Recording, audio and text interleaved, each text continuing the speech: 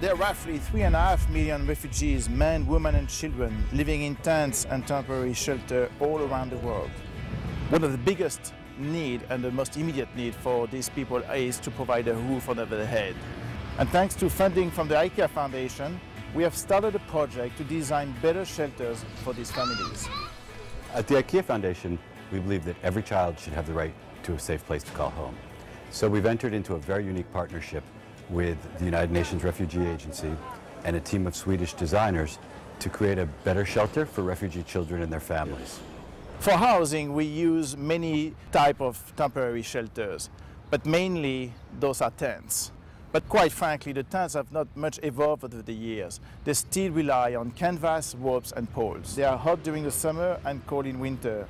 On average, a family will spend 12 years in a camp, so many children grow up calling this shelter home.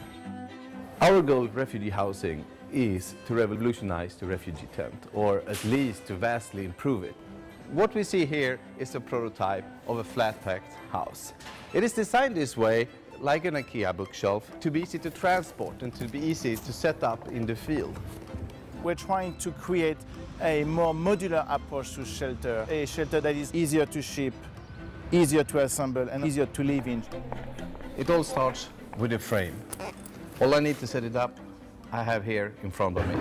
So we have connectors, we have some pipes and a bunch of wires. Durability is critical. Typically, our tents last only about 6 months due to harsh climate conditions. These are the refugee housing units panels. They are very, very lightweight and they are durable. They provide insulation and they fit right onto the frame. These can last up to 3 years. In a refugee camp, typically at 6 o'clock, it becomes dark. Refugee tents have no power at all. So no lights for homework, sewing, cooking and eating. This is a solar panel that we developed specially for the housing units. It provides electricity to run a light indoors and also energy to your necessities.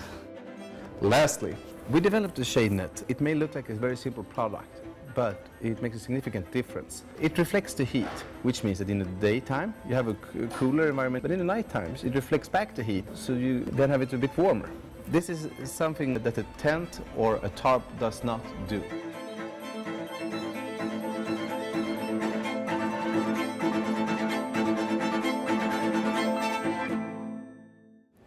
If you would not be impressed by the look of it, you would see a significant difference when you're living inside it.